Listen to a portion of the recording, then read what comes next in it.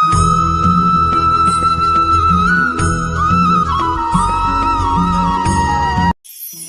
আপনি যদি এমন কিছু পেতে চান বা কিছু করতে চান যা আগে কেউ করেনি, তার জন্য কিসের প্রয়োজন? কেউ বলবে সংকল্পের প্রয়োজন। যদি দৃঢ় সংকল্প না থাকে তাহলে সমস্ত চেষ্টা বিফলে যাবে। কেউ বলবে সাহসের প্রয়োজন, কারণ যদি এমন কিছু করতে চান তাহলে অনেক বড় বড় বাধা সামনে আসতে পারে, তার সম্মুখীন হওয়ার জন্য সাহসের প্রয়োজন হয়। আর কেউ বলবে যে সংকল্প থাকুক বা সাহস, সব থেকে বেশি প্রয়োজন হলো অভিজ্ঞতাই। যদি অভিজ্ঞতা থাকে তাহলে বুঝতে পারবেন কোন কাজটা কিভাবে করা উচিত। আমি যদি সত্যি কথা বলি তাহলে বলবো এই তিনের সমন্বয় খুব প্রয়োজন: সংকল্প, সাহস এবং অভিজ্ঞতা। সংকল্প করুন যে আপনাকে ওই কাজটা করতে হবে, সামনে অগ্রসর হন, কর্ম করুন। আপনি যদি পরাজিত হয়ে যান তাহলে আপনি অভিজ্ঞতা অর্জন তো করবেনই, তারপর তার সাথেই সাহস জোগাতে হবে আর মনে সাহস নিয়ে সামনে এগিয়ে যেতে হবে। এই সংসারে এমন কোনো কাজ নেই যে আপনি করতে পারবেন না। আসুন আমার সাথে ভালোবেসে বলুন, রাধা রাধা। মানুষের জীবনে দুটি বড় মাপের সম্বল আছে। প্রথম হলো আশা। আশা, যেটা আমাদের সামনে পথ চলার প্রেরণা যোগায়। আশা যা আমাদের শক্তি প্রদান করে, সাহস যোগায়, আমাদের এটা বোঝায় যে এখন অনেক কিছু শুভ হওয়া বাকি আছে, ভয় পেও না। আর দ্বিতীয় হলো বিশ্বাস। জীবনে যখনই আমরা কাউকে বিশ্বাস করি তখন একটা বিশেষ মাপের শক্তি অনুভব করি। কখনো কখনো এই আশা হতাশায় পরিবর্তিত হয়ে যায়, আর বিশ্বাস বিশ্বাসঘাতকতায় পরিবর্তিত হয়। তখন কি করা যায়? তখন কি আপনি এটা বলবেন যে আশা করা অনুচিত, বিশ্বাসের অস্তিত্ব নেই? না, এটা কখনোই অনুচিত নয়। আপনি যদি কাউকে বিশ্বাস করেন আর সেই বিশ্বাস যদি সেই ব্যক্তি ভঙ্গ করে, তাহলেও এটা আপনার দোষ, কারণ আপনি সিদ্ধান্ত নিয়েছিলেন যে আপনি সেই ব্যক্তির উপর বিশ্বাস করবেন। আপনার সিদ্ধান্তে দোষ ছিল, আপনার ভাগ্যে নয়। কিন্তু ধরুন এমন একটা পরিস্থিতি এলো, তখন কি করা উচিত? আশা করুন তাদের থেকে যারা আপনার থেকে বড়, আর বিশ্বাস করুন তাদের যারা আপনার সমতুল্য। আশা করতে হলে ঈশ্বরের কাছে করুন যে আমি জীবনে যা কিছুই করছি, যে কর্ম করছি, যাকে বিশ্বাস করছি, তারা আমার সাথে যেন কোনো অনুচিত না করেন। আমি শুধু এটাই আশা করব। আর বিশ্বাস অন্য কারোর উপর করার আগে নিজের উপর করুন, কারণ সত্যি বলতে আপনি নিজেকে কখনোই ঠকাবেন না, তাই না? আসুন আমার সাথে ভালোবেসে বলুন, রাধা রাধা। বেশিরভাগ মানুষ কথা বলে থাকেন যে সময় অত্যন্ত বলশালী, সময় হলো খুবই শক্তিশালী। সময়কে চোখে দেখা যায় না, কিন্তু আমাদের সমস্ত কিছু দেখিয়ে দিয়ে যায়। তাই এই সময়কে কিছুটা ভয় পাওয়া প্রয়োজন। চলুন, প্রত্যেকের ভাবনা আলাদা, প্রত্যেকের মানসিকতার পিছনে নিজস্ব অভিজ্ঞতা রয়েছে, তাকে আমি সম্মান করি।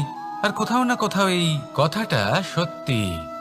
কিন্তু যে ব্যক্তি নিজের জীবনে বিকাশ ঘটাতে চান, তিনি যতই এই সময়কে ভয় পান না কেন, তাকে এই সময়কে বুঝতে চেষ্টা করতেই হবে। যদি আপনি সাফল্যের পথে অগ্রসর হতে চান তাহলে এই সময়কে বুঝুন, এর কথা বোঝার চেষ্টা করুন। এটা খুব আবশ্যক। দেখুন, আমরা সবাই জানি সময় আমাদের কাল, একদিন না একদিন সময় আমাদের অবশ্যই গ্রাস করবে। ততদিন এই সময়কে সম্মান করতে শিখুন। এটা কতটা শক্তিশালী সেটা বুঝতে চেষ্টা করুন, আর সময়ের সাথে তালে তাল মিলিয়ে চলতে চেষ্টা করুন। সময় নিজে থেকেই শুভ হয়ে উঠবে। আসুন আমার সাথে ভালোবেসে বলুন, রাধা রাধা। জন্ম এবং মৃত্যু, এই দুই হলো মানুষের জীবনের সবথেকে গুরুত্বপূর্ণ দুই মুহূর্ত। মানুষ যখন জন্ম নেয় তখন তার কাছে এই সংসার জন্মগ্রহণ করে, এবং এই সংসারে যে জ্ঞান আছে, পুণ্য আছে, পাপ আছে, উচিত অনুচিত আছে, সেই সবকিছু সে জানতে পারে। এবার যেই মুহূর্তে তার মৃত্যু হয়, তার কাছে এই সব কিছুরই মৃত্যু হয়ে যায়। এবার মানুষের যখন জন্ম হয়, এই শুভ দিনের প্রসন্নতার কারণে মিষ্টি বিতরণ করা হয়, উপহার বিতরণ করা হয়, সবাই তা গ্রহণ করেন। এবার মানুষ যখন মৃত্যু লাভ করেন, তখনও শ্রাদ্ধের কাজের সময়ও নানান মিষ্টি বিতরণ করা হয়, সবাই সেটাও গ্রহণ করেন। এবার এই মিষ্টি দ্বারা আমরা জীবনে মিষ্টি মুখ করি। কিন্তু আমাদের জীবনের সবথেকে গুরুত্বপূর্ণ এই মুহূর্ত, এই 2 দিনেই আমরা এটা গ্রহণ করতে পারি না। কখন গ্রহণ করতে পারি? যখন উচিত সময় আসে। আর উচিত সময় কখন আসে? জন্মদিন এবং মৃত্যুদিন, এই 2-এর মাঝের মুহূর্ত, জীবনকাল। এই জীবনকালেই আপনি মিষ্টি খেতে পারেন, সুস্বাদু ব্যঞ্জন খেতে পারেন, শ্রেষ্ঠ কর্ম করতে পারেন, পুণ্য করতে পারেন, এই সংসারকে প্রেরিত করতে পারেন। তাই এই জীবনকালকে ব্যর্থ হতে দেবেন না। এই সময় অত্যন্ত শ্রেষ্ঠ কর্ম করুন, মহান হয়ে উঠুন, আর আমার সাথে ভালোবেসে বলুন, রাধা রাধা। প্রেম অত্যন্ত পবিত্র অনুভূতি, শুদ্ধ অনুভূতি। কোনো অশুভ মানুষের হৃদয় পরিবর্তন করার ক্ষমতা রাখে, তাদের মনেও করুণা জাগ্রত করার ক্ষমতা রাখে। কিন্তু কিছু মানুষ এমন আছেন, কিছু পরিস্থিতি, কিছু মুহূর্ত এমন আসে যখন প্রেমে শান্ত থাকা যায় না। ভালোবেসে কিছু বোঝানোর জন্য আমি যুদ্ধ থেকে পালিয়েছিলাম। আমাকে যুদ্ধবিমুখ বলা হয়েছিল, কিন্তু তখনও যখন জরাসন্ধ বুঝতে পারল না, তখন ওকে 2 টুকরো করে সমাপ্ত করতে হলো।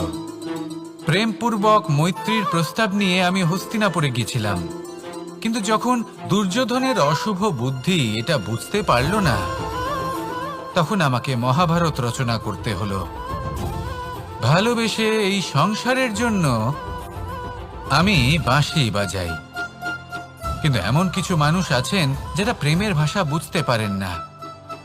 তাদের হাত থেকে এই সংসারে যে ভালোবাসা আছে তাকে রক্ষা করার জন্য আমাকে হাতে সুদর্শন চক্র তুলে নিতে হলো। এই সংসারে ভালোবাসা গুরুত্বপূর্ণ।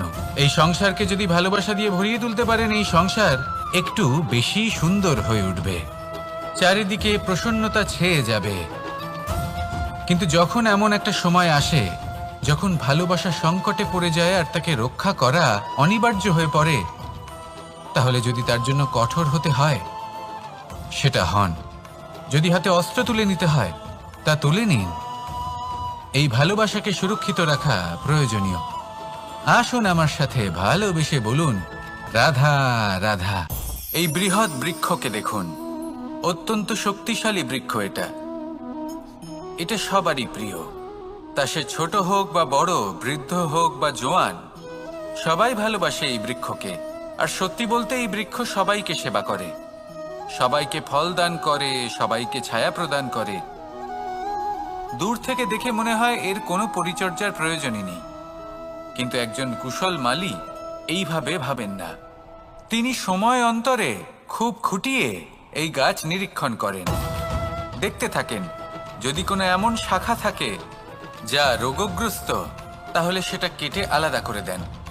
যদি এমন কোনো শাখা থাকে যা মৃত, তাহলে সেটা আলাদা করে দেন।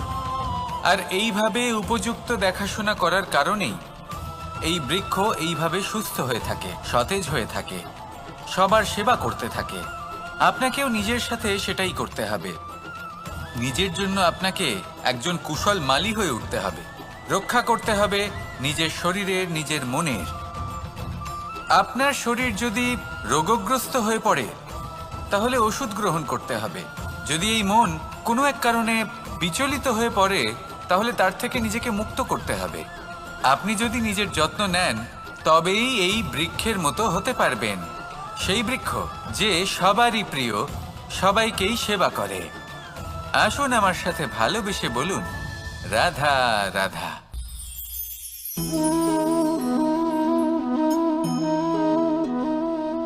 ভোজনের দ্বারাই শরীর পুষ্টি লাভ করে। ছোটবেলা থেকে আজ পর্যন্ত যাই আপনার ভোজন হয়ে থাকুক, যাই আপনার আহার হয়ে থাকুক, সেই অনুসারেই আপনার শরীর গঠিত হয়েছে। এই ভোজন অত্যন্ত গুরুত্বপূর্ণ, সেই জন্য এর প্রত্যেক অংশকে বোঝা খুব আবশ্যক। প্রথম অংশ, যে আমরা কি গ্রহণ করছি, এই ভোজন কোন স্থান থেকে আসছে সেটা বুঝুন।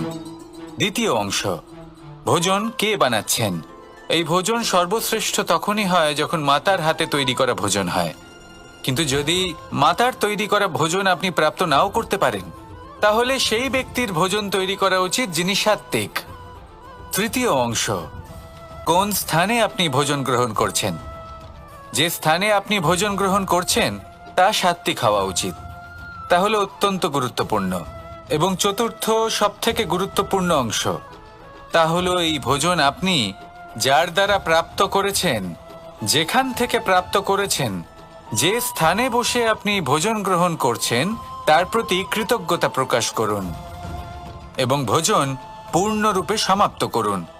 তবেই এই ভোজন আপনাকে সুখী জীবন দান করবে, সুস্থ শরীর দেবে, আর এই মন তা সুপ্রসন্ন হয়ে বলবে, রাধা রাধা। এই হলো বটগাছের একটা বীজ।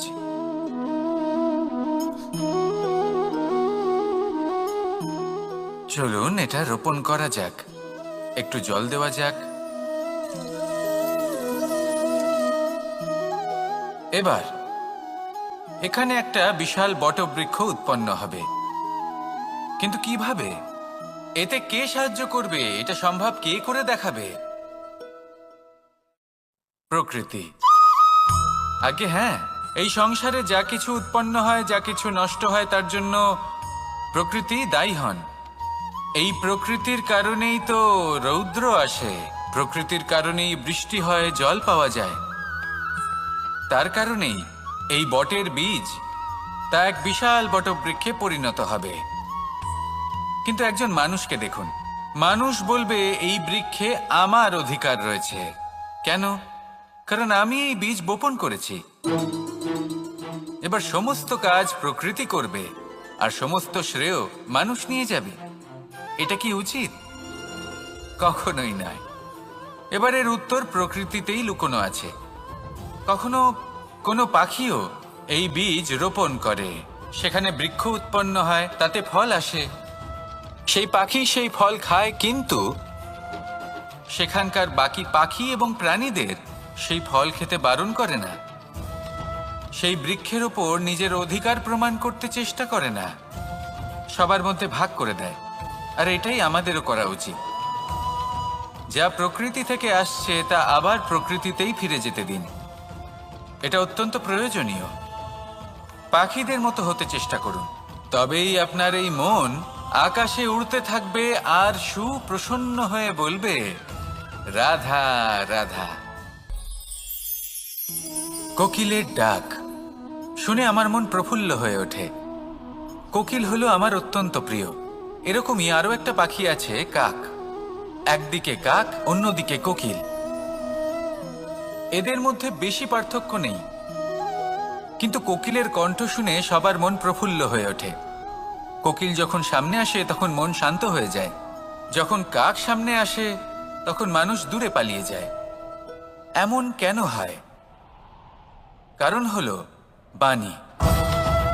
কোকিলের বাণী অত্যন্ত মিষ্টি, অত্যন্ত মধুর।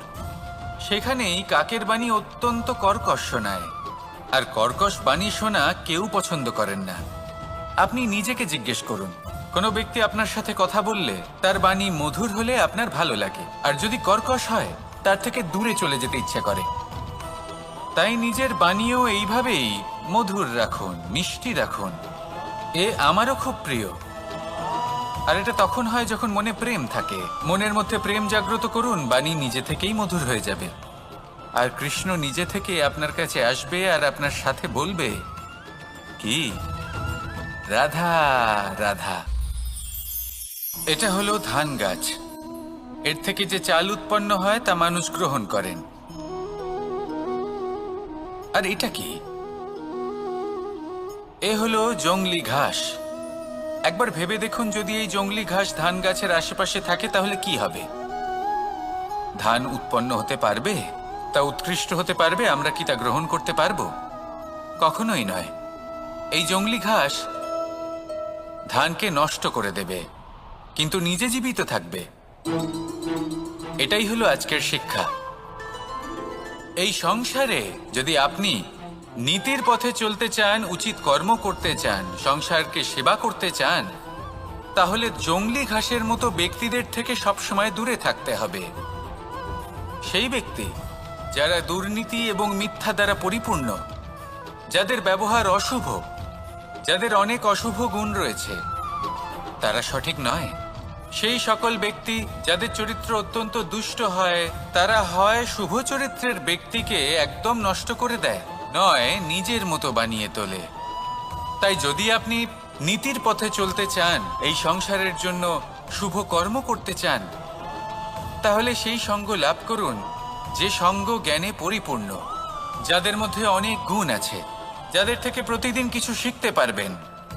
এমন ব্যক্তির সাথে জীবন অতিবাহিত করুন, দুরাচারীদের থেকে দূরে থাকুন। তবেই এই মন প্রসন্ন হয়ে বলবে, রাধা রাধা। প্রত্যেক প্রাণী ভালোভাবে জীবন যাপন করতে চান, এটা তাদের স্বভাবে আছে এবং ভাবাটা অনুচিত নয়। কিন্তু একটা ভালো জীবনের গুরুত্বপূর্ণ অংশ কোনটা? বসবাসের স্থান, সেই স্থান যেখানে আমরা জীবন অতিবাহিত করি। এবার মানুষ ভাবতে পারেন যে একটা ভালো বাসস্থানের অর্থ কি? সেই স্থান যেখানে সহজে জল পাওয়া যায়, যেখানে শুদ্ধ বায়ু পাওয়া যায়, যেখানে আনাজ উৎপন্ন হয়। এটা জীবনযাপনের জন্য পর্যাপ্ত বটে, কিন্তু ভালো জীবনযাপনের জন্য আরও একটা কথা আপনাকে বুঝতে হবে। সাধু, জ্ঞানী, পণ্ডিত ব্যক্তি, এই সকল মহাপুরুষ, এনাদের যে বাসস্থান তা অত্যন্ত বিশেষ হয়। এখানে এক ধরনের বিশেষ ইতিবাচক শক্তি থাকে, এমন একটা স্থান যেখানে দেবতারাও বিচরণ করেন। জীবন আমরা সবাই যাপন করি, কিন্তু জীবনের উদ্দেশ্য শুধুমাত্র জীবন যাপন করা নয়। জীবনের উদ্দেশ্য হল মুক্তি লাভ করা। আর এই সকল সাধু, জ্ঞানী, পণ্ডিত ব্যক্তি, এই সকল মহাপুরুষ আপনাকে মুক্তির পথে নিয়ে যেতে পারেন। কারণ এরা হলেন সেই মহাপুরুষ যারা নিজেদের অন্তরের বিকার, অহংকার, ক্রোধ, বিদ্বেষ, এই সকল দোষগুলিকে ত্যাগ করেছেন, এদের উপর বিজয় লাভ করেছেন। এমনই একজন ব্যক্তি আপনাকে মুক্তির পথে নিয়ে যেতে পারে। প্রয়োজন হলো শুধুই এনাদের চিনতে পারা, এদের কথা বুঝতে পারা এবং এদের দেখানো পথে চলা। যদি আপনি এটা করতে পারেন, তাহলে এই মন প্রফুল্ল হয়ে বলবে, রাধা রাধা। আমরা যখনই কোনো গাছের চারা রোপণ করি, তখন সবার আগে পরীক্ষা করে দেখি যে যেখানে আমরা চারা রোপণ করতে চলেছি সেখানকার মাটি আদৌ উর্বর কিনা, সেই মাটি সেই চারাকে বাড়তে সাহায্য করবে কিনা।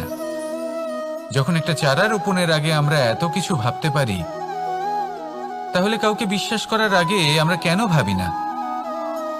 জীবনে কখনো এই বিশ্বাসরূপী চারা কোথাও রোপণ করার আগে বোঝার চেষ্টা করুন যে যার ওপর আপনি বিশ্বাস করতে চলেছেন সে কি আদৌ আপনার বিশ্বাসের যোগ্য কি না। ভেবে দেখুন সেই ব্যক্তি ভবিষ্যতে গিয়ে আপনার বিশ্বাস ভাঙতে পারে কি না। এটাও ভেবে দেখুন যে যাকে আপনি বিশ্বাস করতে চলেছেন তাকে আপনি বিশ্বাস করলে নিজের জীবনের উদ্দেশ্যে আপনি অগ্রসর হতে পারবেন কি না। আর তার জন্য প্রয়োজন সঠিক সিদ্ধান্ত, পরখ করা, কোনটা উচিত কোনটা অনুচিত সেটা বোঝা। আর তাতে কিন্তু আপনি সন্দেহবাতিক হবেন না, তাতে আপনি আরো নিপুণ হয়ে উঠবেন।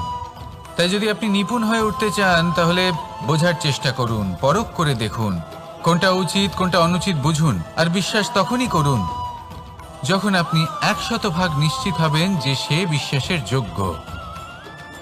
আসুন আমার সাথে ভালোবেসে বলুন, রাধা রাধা।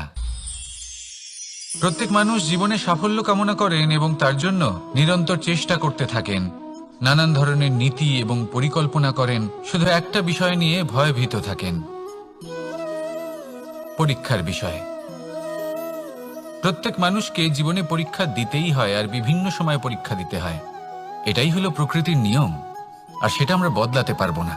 এবার মানুষ ভাবে যে বারবার আমাকেই কেন পরখ করা হচ্ছে। তিনি ভীত হয়ে থাকেন, কারণ পরীক্ষার এই প্রক্রিয়া খুব একটা সহজ হয় না। এবার আমাকে একটা কথা বলুন, যদি আপনি সোনা বিক্রি করতে যান, তাহলে সেই সোনা যতই শুদ্ধ হোক না কেন, সামনে থাকা ব্যবসায়ী একবার অন্তত তাকে পরখ করে দেখে, তাই না? তবেই তো তার মূল্যটা জানা যায়। আমরাও হলাম সেই স্বর্ণের মতো, সময়ান্তরে আমাদেরকেও পরখ করা হবে। শুধু নিজেকে শ্রেষ্ঠ করে তুলুন, নিজেকে শুদ্ধ রাখুন। যদি শ্রেষ্ঠ এবং শুদ্ধ হন, তাহলে আর পরীক্ষার ভয় থাকবে না। আপনার মূল্য যা থাকার সেটাই থাকবে। আসুন আমার সাথে ভালোবেসে বলুন রাধা রাধা। সাগর জলতত্ত্ব দ্বারা সমৃদ্ধ, এ হলো জন্মদাতাও আর জনকও। এই সাগরকে দেখে আমরা অনেক কিছু শিখতে পারি।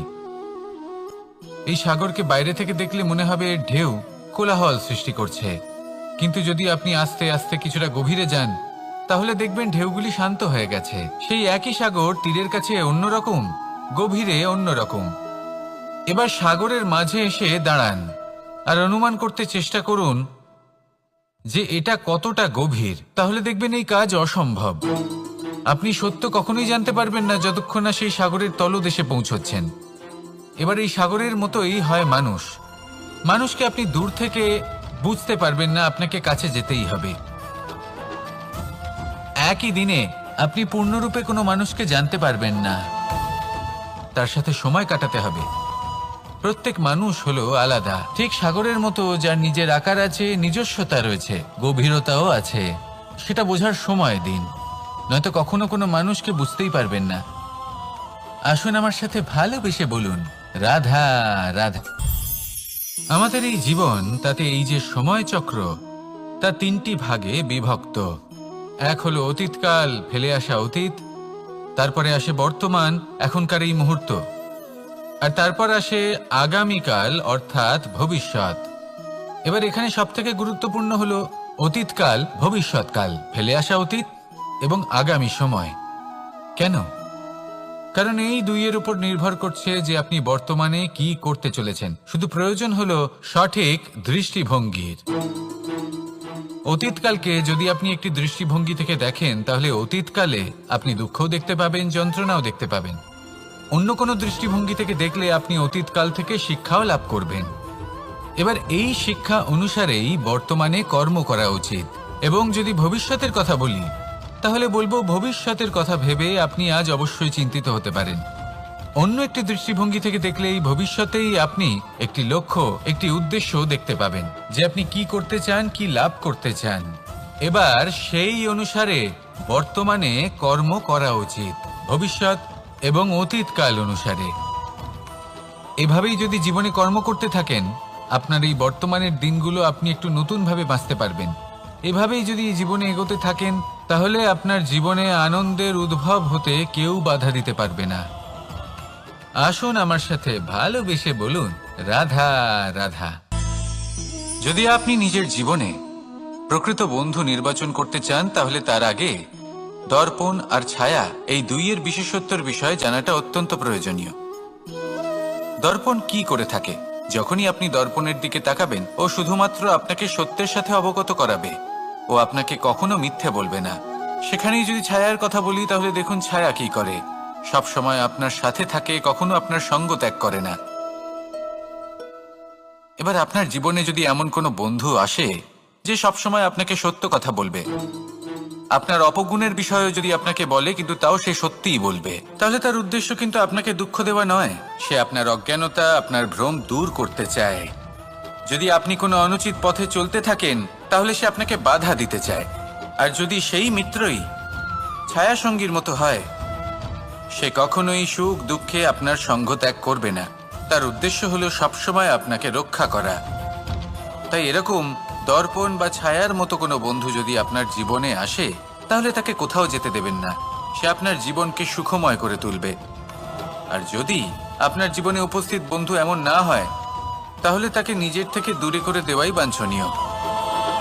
তাহলে দর্পণ আর ছায়ার মতো প্রকৃত এবং ভালো বন্ধুকে নিজের জীবনে স্থান দিন, আর আমার সাথে ভালোবেসে বলুন রাধা রাধা। জল হলো জীবনের আধার। যদি জল না থাকে, এই সংসারের জীবনের কোনো অস্তিত্ব নেই। এই জল হলো শুদ্ধ, পবিত্র। কিন্তু যখন এই জল পরিবেশের সংস্পর্শে আসে, তখন ধুলো, ময়লা, কাদা এবং অন্যান্য বস্তু দ্বারা এই জল পূর্ণরূপে দূষিত হয়ে যায়। এবার যদি এই জলের শুদ্ধিকরণ করতে হয়, তাহলে আমরা এই জলকে অস্থির হতে দিই না, তাকে স্থিরভাবে রেখে দিই। আর সেটা করলে সেই জল নিজে থেকেই সকল অশুদ্ধি ত্যাগ করে দেয়, নিজে থেকেই নিজেকে শুদ্ধ করে তোলে। এটা কিন্তু আমাদের মনের সাথেও হয়ে থাকে। এই সংসারে এত সমস্যার সম্মুখীন হয়েও কোথাও না কোথাও আমাদের এই মন মলিন হয়ে যায়, এতে নেতিবাচক ভাব জাগ্রত হয়। সেই মুহূর্তে আপনি কোনোভাবে রাগ করবেন না, মন খারাপ করবেন না, তাড়াতাড়ি কোনো সিদ্ধান্ত নেবেন না, কোনো প্রতিক্রিয়া দেবেন না। শুধু নিজের এই মনকে শান্ত করে রাখবেন, শান্ত মনে দিন যাপন করবেন। যদি এটা করেন তাহলে আপনি নিজে থেকেই বুঝতে পারবেন যে কি কি অশুভ ভাব আপনার মধ্যে জাগ্রত হয়েছে আর কি কি শুভ চেতনা আপনাকে জাগ্রত করতে হবে। আপনি নিজে থেকেই এমন পথ খুঁজে পাবেন যার দ্বারা এই অশুদ্ধি আপনি ত্যাগ করতে পারবেন। আসুন আমার সাথে ভালোবেসে বলুন, রাধা রাধা। এমন অনেক মানুষ আছেন যারা আমাকে ভগবানের পরিভাষা জানতে চান, যে ভগবান আসলে কি, তিনি কেমন। এবার দেখুন, ভগবান হোক বা আপনার স্বপ্ন হোক বা আপনার লক্ষ্য হোক না কেন, সেই লক্ষ্য তখনই পূর্ণ হয়, তখনই তাকে লাভ করা সম্ভব যখন আপনার দৃষ্টিভঙ্গি মঙ্গলময় হয়, যখন আপনি নিজে মনে করবেন যে আমি যেটা পেতে চাইছি তা শুভ। উদাহরণস্বরূপ, কোনো পাখিকে দেখুন, সে গাছের ডালে বসে এবং সেখানেই বিশ্রাম করে, কিন্তু পড়ে না। কেন? কারণ ওর বিশ্বাস যে যে শাখার উপরে ও বসে আছে সেটাই হলো ওর বাসস্থান। যদি আপনি বিশ্বাস করেন তাহলে আপনি পাথরের মধ্যেও ভগবান দর্শন করতে পারবেন। আর যদি বিশ্বাস না থাকে, তাহলে যদি ভগবান সামনে দাঁড়িয়েও থাকে তবেও আপনার বিশ্বাস হবে না। তাই বিশ্বাস করতে শিখুন। এই বিশ্বাসের আধারেই আপনি সেই সব কিছু পাবেন যা আপনি পেতে চাইছেন।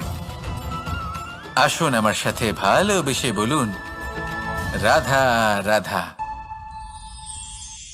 কেউ আমাকে মাখন চোর বলেন, কেউ বা আমাকে মুরলী মনোহর বলেন, কেউ আমাকে যুদ্ধবিমুখ বলেন, কেউ বা আমাকে সুদর্শনধারী বলেন, কিন্তু আমি আসলে কে? আসুন, আজ আমি আপনাকে আমার আসল পরিচয় জানাবো। বাড়িতে সুস্বাদু মাখন থাকা সত্ত্বেও গোপীদের কাছে সুমধুর ভালোবাসাপূর্ণ বকুনি খাওয়া যে ভালোবাসে, সেই হলো কৃষ্ণ। আঙুলে সুদর্শন চক্র থাকা সত্ত্বেও যে রথের লাগাম ধরে থাকবে সেই সিদ্ধান্ত নিয়েছে, সেই হলো কৃষ্ণ। দ্বারকার মতো অনন্য রাজমহল থাকা সত্ত্বেও সুদামার মতো সখা যার অত্যন্ত প্রিয়, সেই হলো কৃষ্ণ। যদি আপনার মনে প্রেম থাকে, আপনি প্রেম বিতরণ করেন, সবাইকে ভালোবাসেন এবং ভালোবাসা রক্ষার খাতিরে শস্ত্র হাতে নিতেও আপনি সক্ষম থাকেন, তাহলে আপনি হলেন কৃষ্ণ। আসুন আমার সাথে ভালোবেসে বলুন, রাধা রাধা। আমাদের জীবনে 7 ধরনের সুখ আছে, আর সেগুলো লাভ করার জন্য আমরা অত্যন্ত প্রচেষ্টা করি। কিন্তু কোনো প্রচেষ্টা করার পূর্বে তা কিভাবে করব সেটা বোঝা খুব প্রয়োজন, আর সেখানেই আমরা ভুল করে থাকি। যে কাজটা আমাদের পরে করা উচিত সেটাই আমরা আগে করে বসি। আপনাকে স্পষ্ট করে বোঝাই, প্রত্যেক সুখের সাথে 2টি ক্রিয়া জড়িত থাকে। এবার যখন আমরা ধনের কথা বলি, তখনও 2টি ক্রিয়া জুড়ে থাকে। প্রথম ক্রিয়া হলো ধন অর্জন করা, দ্বিতীয় ক্রিয়া হলো ধনের ব্যবহার করা। আর জীবনে ধনের ব্যবহার করার পূর্বে ধন কিভাবে অর্জন করতে হয় তা শেখা অত্যন্ত প্রয়োজনীয়। আমরা মন্দিরে যাই, ভগবানের আরাধনা করি, তার জন্য পুজো করি, ওনাকে প্রসন্ন করতে চাই, কিন্তু তার আগে ভগবানের ওপর আস্থা রাখা প্রয়োজনীয়। যদি আপনার অটল বিশ্বাস থাকে, তবেই আপনি প্রকৃত ভক্ত হয়ে উঠতে পারবেন। এবার যদি আপনি বক্তা হয়ে থাকেন, শ্রেষ্ঠ বক্তা হতে চান, এই সংসারের সামনে নিজের বক্তব্য রাখতে চান, তাহলে কথা বলার পূর্বে কথা শুনতে শিখুন, তবেই আপনি একজন শ্রেষ্ঠ বক্তা হয়ে উঠতে পারবেন। জীবনে সম্পর্ক স্থাপন করার আগে সম্পর্ক বজায় রাখতে শিখুন, তবেই আপনি একজন প্রকৃত সাথী হয়ে উঠবেন। জীবনে পরাজয় মানার পূর্বে বিজয়ী হওয়ার চেষ্টা কিভাবে করতে হয় সেটা শিখুন, তবেই আপনি একজন নিপুণ ব্যক্তি হয়ে উঠবেন। অন্তিম এবং সবথেকে গুরুত্বপূর্ণ কথা, জীবনে ভালোবাসা লাভ করার পূর্বে ভালোবাসা প্রদান করতে শিখুন, তবেই আপনি একজন প্রকৃত প্রেমী হয়ে উঠবেন। আসুন আমার সাথে ভালোবেসে বলুন, রাধা রাধা। হলটা দেখছেন আপনি? এটা সেই ফল যেটা গাছের সবচেয়ে উঁচু ডালে পাওয়া যায়, কিন্তু যখন এটা খসে পড়ে তখন এটা আকাশের দিকে যায় না যা ওপরে আছে, সে যায় সেই ভূমির দিকে যে নিচ থেকে তার দিকে তাকিয়ে থাকে। কেন? কারণ এই ফলের নিজের উচ্চতার ধারণা মাটির থেকে নিজের দূরত্ব দেখে হয়। এই ব্যাপারটাই আমাদের মানুষের জন্যও খাটে। যদি আপনি সম্পন্ন হন তাহলে তাদের সাহায্য অবশ্যই করবেন যাদের সামর্থ্য আপনার থেকে কম, যাদের সাহায্যের অত্যন্ত প্রয়োজন। আপনার সামর্থ্য বেশি কারণ তাদের আপনার থেকে সামর্থ্য কম। দেখুন, জীবনে আনন্দ শুধু বড় হওয়ায় নয়, বরং তাদের সাহায্য করেও আছে যারা কোনো কারণবশত আপনার থেকে নিচে রয়ে গেছেন। আর যখন একটা ফল এই কথাটা বুঝতে পারে তখন আপনি নয় কেন?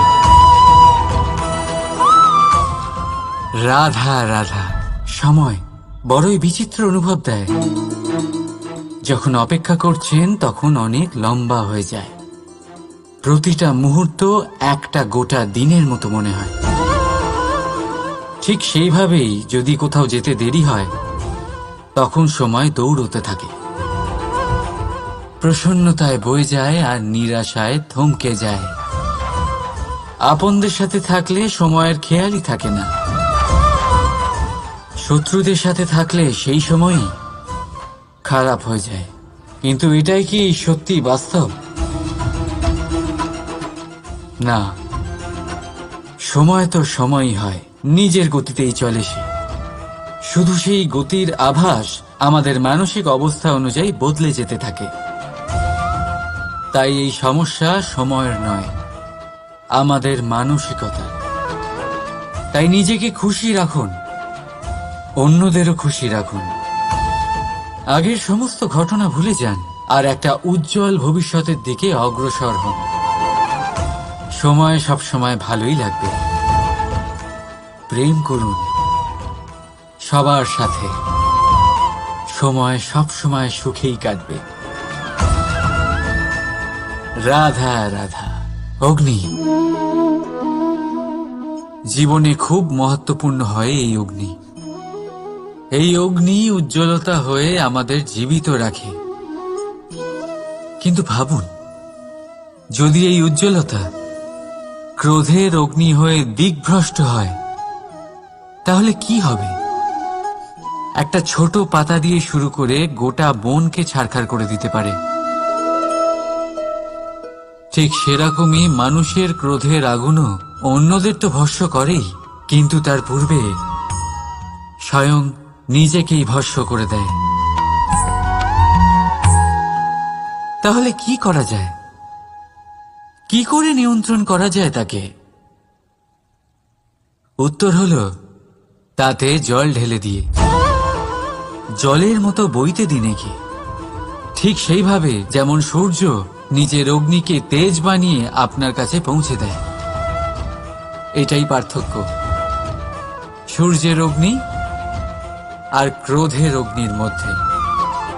সূর্যের অগ্নি বিচ্ছুরিত হয়ে প্রতিফলিত হয়ে আসে, আর সেই জন্যই তাকে তেজ বলা হয়।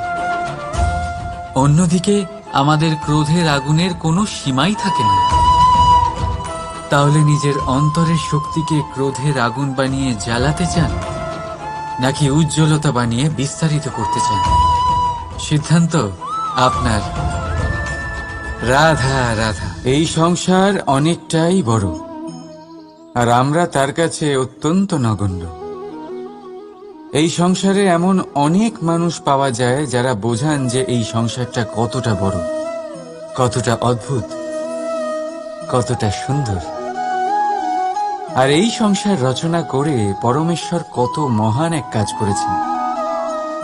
কিন্তু আপনি এই জীবনে মাত্র কয়েকজন মানুষকেই পাবেন যারা আপনাকে এটা বলবেন যে এই সংসারে আপনি কতটা গুরুত্বপূর্ণ, আপনি কতটা অদ্ভুত। যদি আপনি তাদের সাথে থাকেন তাহলে তারা নতুন কিছু সৃষ্টি করতে পারেন, এই সংসারকে আরো কতটা পবিত্র করতে পারেন।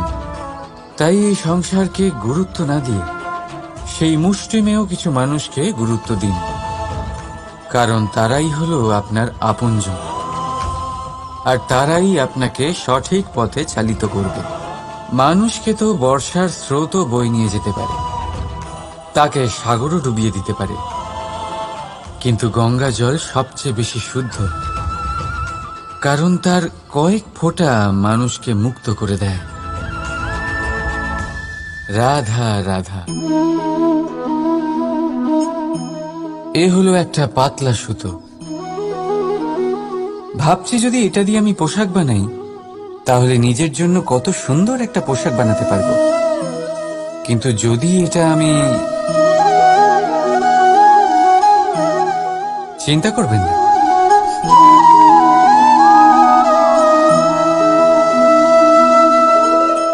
দেখুন এই সুতো জোড়া লেগে গেল। শুধু পার্থক্য হচ্ছে এটাই যে আগের মতো এটা আর সরল নেই, আর এটার দৈর্ঘ্য আগের থেকে কিছুটা কমে গেছে। এই সংসারে প্রেমের সাথেও ঠিক এটাই হতে পারে। প্রেমের এই সুতো যা দুই মানুষকে একসাথে বেঁধে রাখে, অহংকার আর স্বার্থের আঘাত সে সহ্য করতে পারে না, ছিঁড়ে যায়।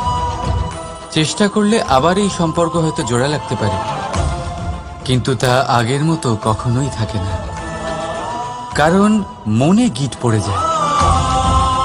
সেই জন্য প্রেমকে স্নেহের সাথে সামলে রাখুন, অহংকার আর স্বার্থের থেকে দূরে থাকুন। রাধা রাধা। আগুন কি করে? জ্বালায়। সেটা কাঠই হোক, কয়লা হোক, বস্ত্র হোক, যাই আপনি আগুনে দেবেন তা ভস্ম হয়ে যাবে। কিন্তু সোনা, যদি আপনি সোনা আগুনে ফেলেন, তাহলে তা কুন্দন হয়ে নিজের অস্তিত্ব তৈরি করে। যদি আপনি লোহা গরম করেন, তাহলে তা ইস্পাত হয়ে যায়। কেন? কেন হয় এরকম? কারণ তাদের অন্তরের আগুন জ্বালানোর আগুনের থেকে অনেক বেশি তীব্র হয়। এই আগুন হলো পবিত্রতার, এই আগুন হলো নিশ্চয়তার। যদি আপনার লক্ষ্য স্থির থাকে, আপনার ইচ্ছে দৃঢ় হয়, তাহলে কুন্দন হয়ে বেরোবেন,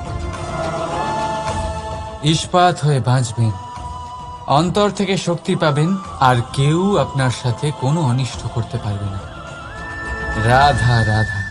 মানুষের জীবন কি? আপনি বলতে পারেন জন্ম আর মৃত্যুর মধ্যেকার সময়। আর মৃত্যু কখন হয়? যখন মানুষ শ্বাস নেওয়া বন্ধ করে দেয়, হাত পা নাড়ানো বন্ধ করে দেয়, ভাবা ছেড়ে দেয়। এমনটা নয়, মানুষের অন্তর, তার মৃত্যু তখনই হয় যখন তার অন্তরের করুণা শেষ হয়ে যায়। করুণা সেই ভাব যা মানুষকে মানুষ করে তোলে, যা এক মানুষকে আরেক মানুষের কষ্টে তার প্রয়োজনীয়তা অনুভব করে, আর সেটাই তাকে শক্তি দেয় অন্য কাউকে সহায়তা করার জন্য, তাকে পাত্র করে এই সৃষ্টির নিয়ন্তা হবার জন্য। দেখুন, এই সংসারে মৃত্যু কেবলমাত্র একবারই হয়, তাই তার আগে কেন মরব? এই করুণাকে কেন মারব? নিজের মনুষ্যত্ব বজায় রাখুন, মৃত্যুর পরেও আপনি জীবিত থাকবেন। রাধা রাধা। এটা হলো সূচ,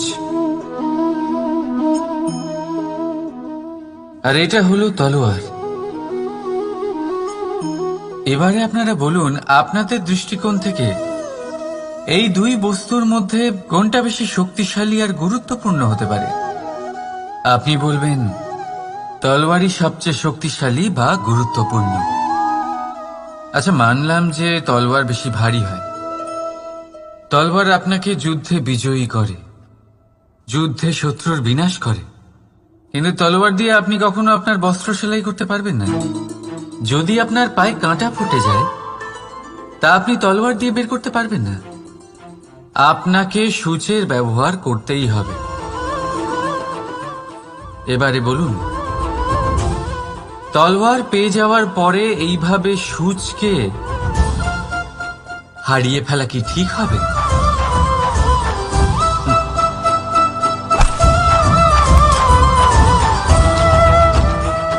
ঠিক সেইভাবেই জীবনে সম্পন্ন বন্ধু পাওয়ার পরেও আপনার সেই বন্ধুদের হারাবেন না যারা কম সম্পন্ন, দরিদ্র। কারণ তারা আপনার সাথে তখন ছিলেন যখন আপনি কিছুই ছিলেন না, আর জীবনে দরকার পড়লে তারাই আপনার কাজে আসবে, সম্পন্ন বন্ধু নয়। তাই যাকে ভালোবেসেছেন তার সাথে বন্ধুত্ব পালন করুন। চিত্ত আনন্দে জেগে উঠবে। রাধা রাধা।